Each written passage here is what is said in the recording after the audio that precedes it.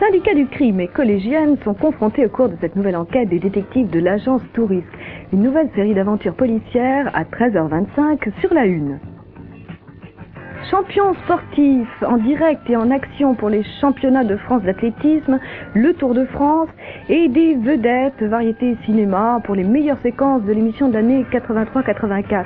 Avec, tenez-vous bien, Elton John, Bernard Lavilliers, Fiona Gélin, Alain Souchon, Dalida, Renaud, Jimmy Cliff, Carnos, Ornella Mouti, Isabelle Adjani, Coluche, Nina Hagen, Nureyev, Gene Kelly, Mireille Mathieu, Irène Papas et en direct Serge Gainsbourg et Hugo Frey avec Michel Denisot, plus le tiercé à 15h30. Alors champion, 14h25. Le Harlebièvre, un nom bizarre pour un oiseau bien curieux dont le bec est bordé de dents. Des images qui nous viennent de l'extrême nord de l'Écosse, les animaux du monde à 17h30. Une poigne de fer, Sarah mène une lutte acharnée pour préserver sa terre qu'elle aime par-dessus tout. Nombreux rebondissements pour ce deuxième épisode de La Plantation à 18h. Ce soir, Lino Ventura, Claudine Auger, Nicole Garcia, Jean Bouise pour un film de Jacques Deray tourné en 1978 qui oscille entre le fantastique et l'espionnage, avec un titre qui fait rêver, Un papillon sur l'épaule à 20h40 ce soir. Championnat à la Une, l'équipe des sports a choisi ce soir les championnats de France d'athlétisme, de gymnastique, les championnats d'Europe de vol à voile, mais aussi un résumé du Tour de France, le Grand Prix moto de Hollande, dans Sport Dimanche à 22h20 avec Jean-Michel Lelio et son équipe. Les dernières nouvelles, ne manquez pas notre dernier rendez-vous avec l'actualité de la journée à 23h05 en compagnie de Christian Barquissou.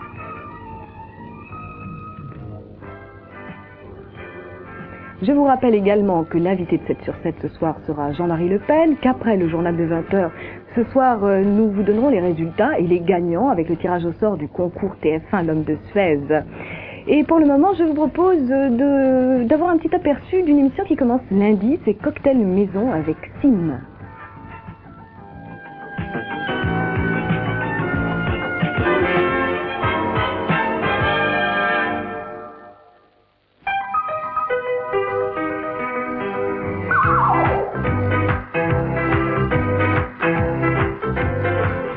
Vous invite chez lui et vous offre un cocktail maison sympa et décontracté.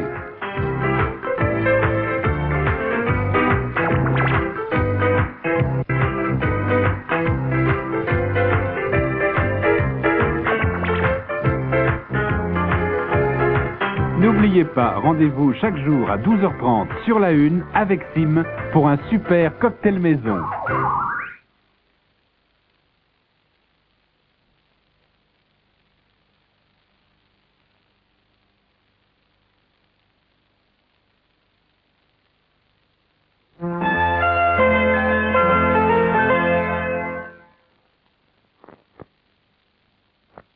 Dans quelques secondes, les dernières héroïnes de Renault vont surgir. Les lauréates. De nouvelles Renault 5. Prêtes à emporter, prêtes à partir en vacances. Renault 5 lauréate, la bonne affaire de l'été. Ah, j'aime pas Vapona. Vapona, Vapona, Vapona.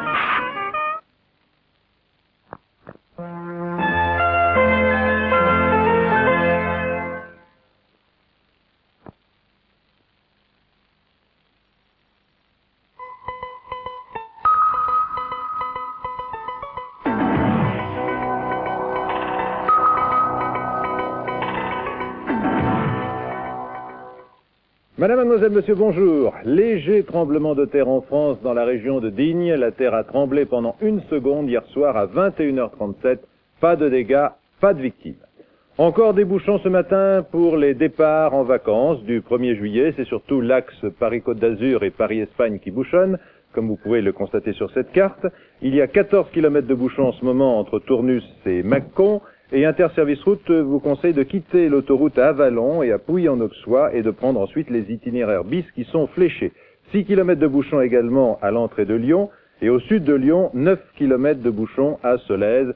Ce sont les bouchons les plus importants. Cela n'a pas empêché un automobiliste suisse l'année dernière sur l'autoroute A4 entre Metz et Strasbourg de battre le record de vitesse sur cette autoroute avec 238 km à l'heure constaté par les gendarmes. Il a été évidemment intercepté au péage et il a ensuite été relâché après avoir payé une forte amende et en attendant les poursuites judiciaires. Et au-dessus des bouchons, le ciel pétille, le ciel fait boum même puisqu'il y a quelques orages qui arrivent par la côte ouest de Denis-Vincenti. C'est exactement cela. Nous avons eu aujourd'hui quelques petits orages dans la région de Nantes et d'Angers.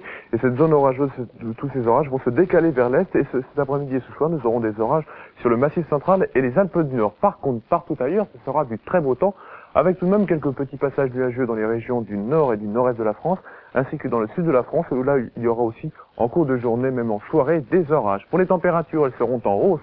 17 à 23 degrés dans le nord, 21 à 26 degrés dans le sud de la France. Demain, eh bien, ces orages, on les retrouvera sur le sud-est de la France, Massif central, Alpes et Corse, ainsi que sur les Pyrénées. Partout ailleurs, de très très belles éclaircies, voire du beau temps. Et les températures seront toujours en hausse, donc le beau temps va persister, même jusqu'au milieu de la semaine prochaine.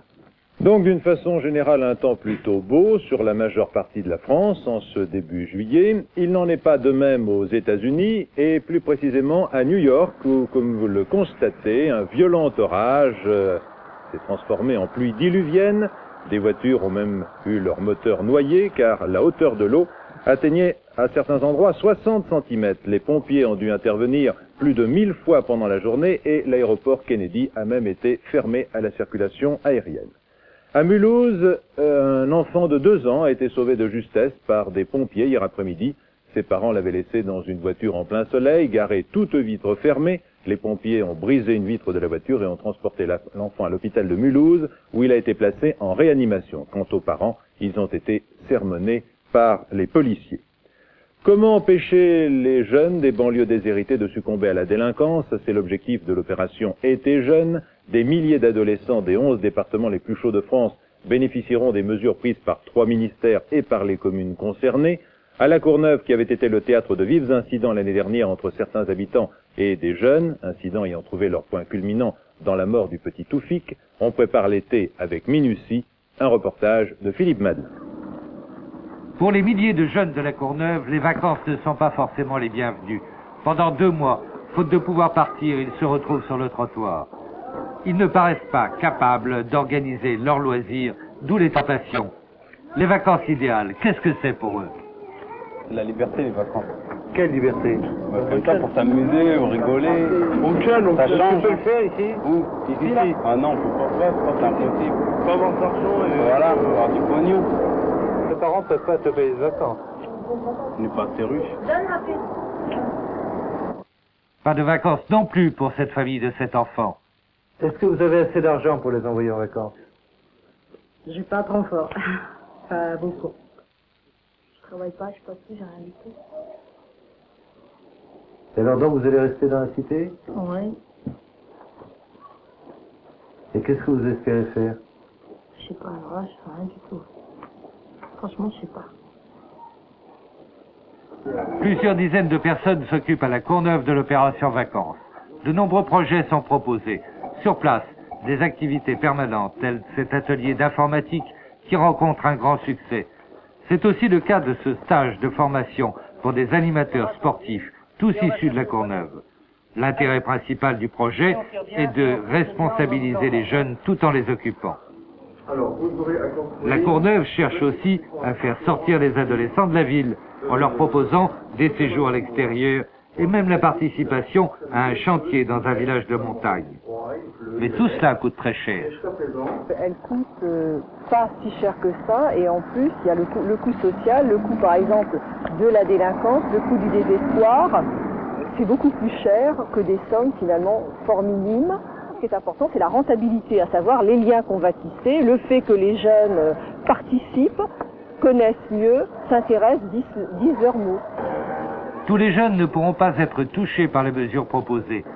Pour certains qui restent sur le carreau, le ministère de la Justice organise, en liaison avec la ville, de courts séjours à la campagne et à la mer qui permettront à des dizaines de jeunes de se défouler. L'intérêt de cette opération de prévention de la délinquance est évident, même si elle ne résout pas tous les problèmes.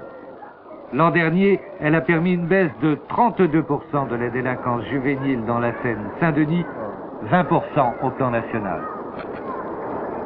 Des peines de 5 à 8 ans de réclusion criminelle ont été décidées par la cour d'assises de l'Ariège dans l'affaire du vol d'armes du camp de Clausel. Il faut reconquérir les masses de gauche afin de gagner les élections législatives de 1986. C'est ce qu'a déclaré Lionel Jospin, le premier secrétaire du Parti socialiste, hier devant le comité directeur du PS. Monsieur Jospin estimait que le Parti socialiste était la force décisive du septennat actuel. On a noté aussi hier après-midi un vif échange de propos entre Jean-Pierre Chevènement et Jacques Delors. Monsieur Delors, dont le plan économique était jugé responsable de l'affaissement de la gauche, a répondu: l'autre politique que vous préconisez est infaisable, non stimulante et incompatible avec la politique étrangère menée par le président de la République. Ça bouillonne aussi au sein du Parti communiste après l'échec sévère du 17 juin dernier. Marcel Rigaud, ministre communiste, a démenti avoir qualifié Georges Marchais d'homme de l'échec, des propos qui ont été prononcés pourtant devant une dizaine de journalistes lors du voyage à Rome et que notre confrère Le Monde a été le premier à révéler. Alors Geneviève Gallet, vrai ou faux ces propos? Eh bien, ils sont parfaitement vrais et ils ont été prononcés à 2 reprises devant les journalistes qui ont tous entendu la même chose. Il n'y a donc pas le moindre doute là-dessus.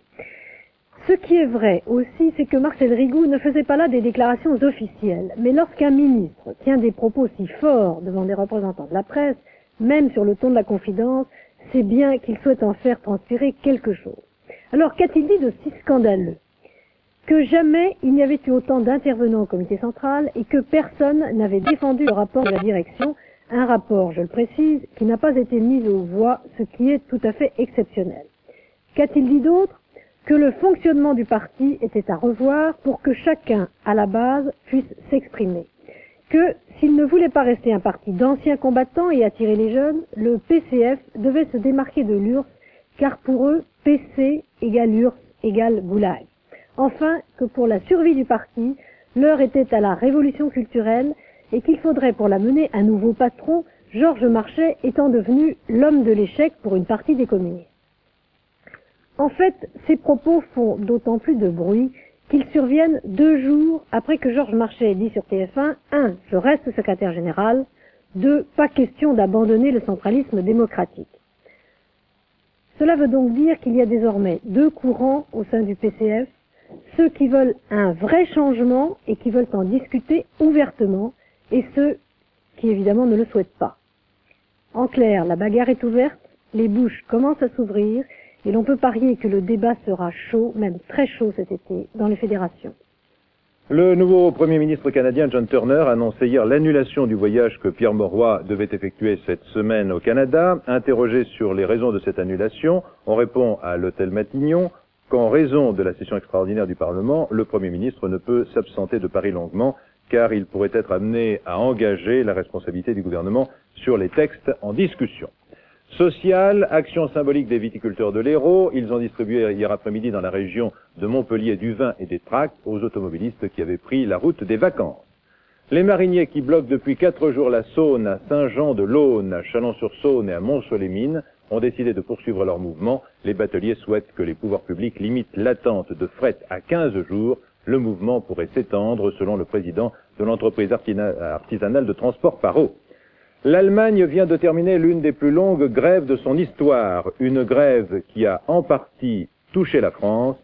Laurent Félix. Ce n'est pas la joie chez les concessionnaires de véhicules allemands. Les stocks s'épuisent, des modèles manquent, des délais de livraison s'allongent, la clientèle annule ses commandes. Même avec la reprise du travail en Allemagne, cela demandera un certain temps avant que la situation ne redevienne normale. C'est quand même un problème très important. Je pense que les lignes vont reprendre bientôt, mais il y a un phénomène de vacances qui va suivre derrière.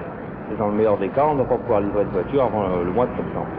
C'est-à-dire que vous allez vous retrouver avec 2 mois de rupture de stock? 2 mois de rupture de stock pratique. Ce qui représente Il n'y a plus de voiture. Ça représente un manque à gagner de combien pour vous? Environ 100 voitures par mois. Les constructeurs français ne sont pas mécontents des malheurs de leurs principaux concurrents étrangers, mais pas tous les constructeurs. Vendredi, par exemple, il n'y avait plus un seul moteur dans les stocks de l'usine Renault du Mans qui monte des tracteurs. Tous les moteurs de cette usine proviennent d'Allemagne. Conséquence, la production de tracteurs s'arrêtera lundi et pendant 6 semaines. Pour éviter le chômage technique et donc des pertes de salaire, il y eut concertation entre direction et syndicats. En définitive, la quasi-totalité des 1500 ouvriers prendront leurs vacances en juillet, ce qui n'arrange pas les affaires de ceux qui avaient loué pour d'autres mois. Au mois d'août. Et là, vous devez rentrer le 13 août, alors quel inconvénient ça présente pour vous? 15 jours de vacances avec ma famille. Personnellement, ça ne me dérange pas. Je suis célibataire, donc ça ne pose pas de problème, j'ai rien réservé. Tout. Ça fait 30 ans que je suis chez Renault, c'est la première fois qu'on voit ça. Et à savoir si plus tard on va pouvoir avoir nos congés comme on va vouloir, nous, après. Est-ce que vous aviez le choix, finalement? Le choix? Oui. On n'a pas le choix, hein. Si il y avait bien un choix, cette modification des dates de vacances aurait pu déboucher sur une grève. Certains y étaient prêts. Mais les syndicats n'ont pas voulu entamer les chances de redressement de cette usine déjà très touchée par la crise du machinisme agricole. En somme, un certain consensus est dégagé.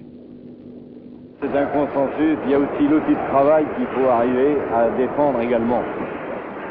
Pour quelle raison il est menacé à l'heure actuelle? Il y a tout le problème de la concurrence qui a lieu également.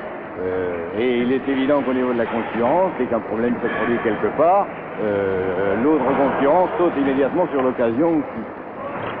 Chez d'autres constructeurs français, certaines pièces en provenance d'Allemagne font aussi défaut, comme les pompes d'injection ou les arbres de transmission. Mais le montage des véhicules se poursuit, même sans ces pièces que l'on montera dès les premiers réapprovisionnements. Finalement, seule cette usine du Mans a réellement été gênée par la grève en Allemagne. L'Irak vient d'annoncer que sa marine et son aviation avaient détruit au moins 5 bateaux près du terminal pétrolier iranien. Michel Bader.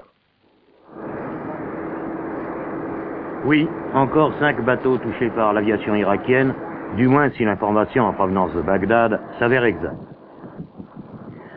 Faute de pouvoir faire la différence sur le terrain, malgré des combats effroyablement meurtriers, malgré la puissance en effectif de l'Iran 3 fois supérieure à celle de l'Irak, la guerre Iran-Irak mérite bien son nom de guerre du Golfe. Cette dernière attaque irakienne sur mer a été prolongée par l'endommagement de 2 autres pétroliers qui, en s'enfuyant, sont entrés dans des eaux minées par l'Irak. Car l'objectif pour chacun des protagonistes est de priver l'adversaire des revenus du pétrole, le privant ainsi des ressources financières nécessaires à l'achat d'armes, de munitions et de pièces de rechange. Depuis le début de la guerre, plus de 100 bateaux ont été touchés par les belligérants, des objectifs sans défense, peu dangereux et plus faciles à traiter que la prise de la tranchée d'en face.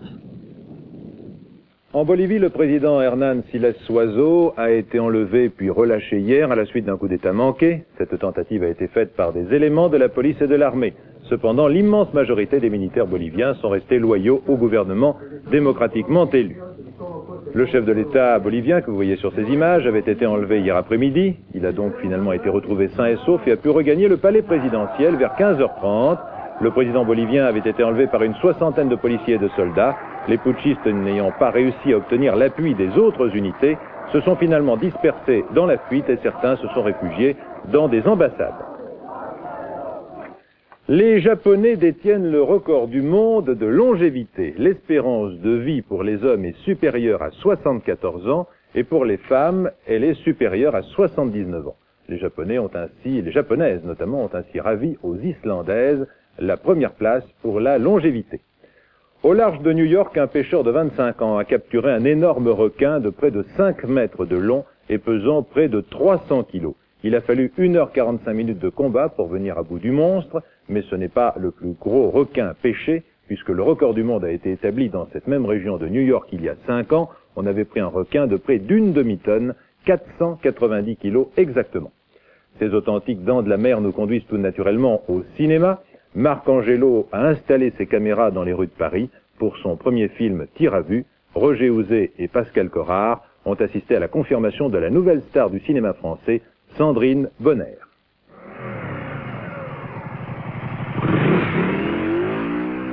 Non, ce n'est pas une course de moto ou un rallye, ni même un simple fait divers, mais plus exactement un tournage de film dans les rues de Paris. Il s'agit de Tir à vue, le premier film de Marc Angelo. Très bien, très bien. Avec pour acteurs principaux Laurent Mallet, la dernière découverte du cinéma français, Sandrine Bonner. On fait le silence complet autour de nous pendant la prise, s'il vous plaît, ne rigolez pas pendant la prise. Plus que l'histoire d'un couple, c'est la rencontre de 2 jeunes qui, ivres de passion et d'héroïsme, mettent à exécution leurs rêves, pas toujours innocents. On donne le son d'emblée, hein? Ok. Moteur demandé. Je crois que le film apporte un regard sur les jeunes qui n'est pas forcément noir, forcément pessimiste, qui à mon avis fonctionne pas dans des archétypes. Toute cette place autour de toi au niveau du virage, jusqu'au moment où tu as... Je voulais renouer avec une image du héros au regard clair et aux cheveux clairs aussi. J'y vais. Ce qui est intéressant, c'est que le film renoue aussi avec l'idée du couple. D'un couple, c'est pas un solitaire, c'est pas le parcours d'un solitaire, c'est le parcours d'un couple, d'un duo. Et c'est aussi la vie d'une jeunesse, mais ce ne sont pas des délinquants, ce ne sont pas des rebelles, ce ne sont pas même pas des révoltés. Ce sont des gens qui ont envie de retrouver la joie et le bonheur de leur enfance. Ils le retrouvent à travers des jeux dangereux, à travers les armes. Et il y a un moment, il y a une réplique du film qui dit « Quand on commence à jouer avec les armes finissent par ne plus être des jouets. » Sandrine, tête tournée vers la façade, est-ce que tu as préparé tes caramels? Quant à Sandrine Bonner, elle interprète ici son deuxième rôle au cinéma. Rappelons que sa carrière a débuté il y a quelques mois par une petite annonce où elle fut choisie par Maurice Pialat pour son film À nos amours parmi 300 candidates. Sandrine Bonner est quelqu'un qui a, je crois, une nature d'exception en tant que comédienne. Un physique? Un physique, bien entendu, une vraie présence à l'image par son physique. Et puis elle a porté par rapport au personnage l'âge qu'il fallait à ce personnage. C'est-à-dire qu'il m'était interdit d'aller au-dessus d'un certain âge, 22 ans par exemple. C'est-à-dire qu'il fallait quelqu'un de très jeune. Et là, comme elle a 17 ans... Elle a 17 ans, c'est tout à fait l'âge qu'il fallait au personnage pour donner toute crédibilité à son insouciance, à son inconscience et à la folie qu'elle développe dans le film. Une fille qui provoque, une femme enfant, une fille complètement inconsciente qui ne voit pas le danger. C'est un personnage qui fait rêver. Qui vous a fait rêver quand vous étiez gamine? Bardot. Qui ça? Bardot. 91 sur 2, troisième. Action!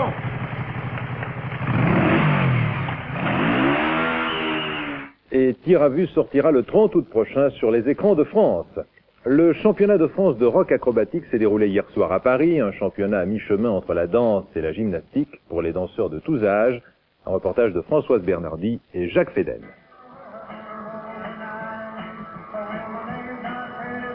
Rock and roll, de l'anglais roll, rouler, et rock, bercer. Ça tombe bien car ces deux-là sortent pratiquement du berceau. Ce sont les finalistes de la catégorie minime sur un tempo de 40 mesures par minute.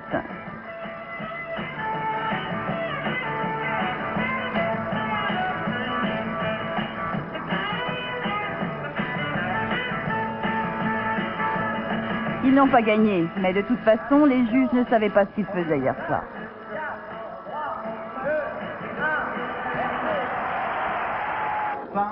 Pour répondre, il y a une erreur. Une petite erreur. T'as gagné ou t'as pas gagné? Dis donc, comment il s'appelle ton partenaire? Il a quel âge? 10 ans. Comment tu l'as connu?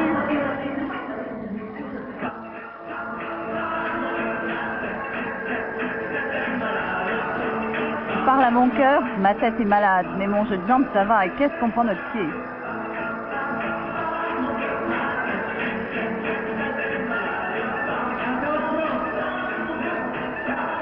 C'était les juniors.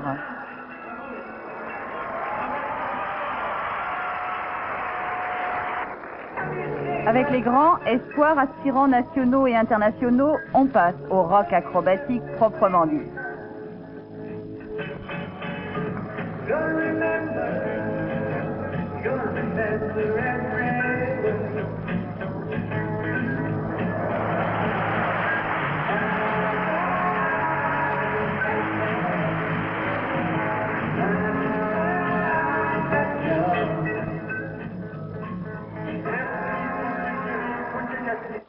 C'était cette nuit, à Paris, au stade Pierre de Coubertin, un championnat de France. Rock around the clock jusqu'à 3 h du matin.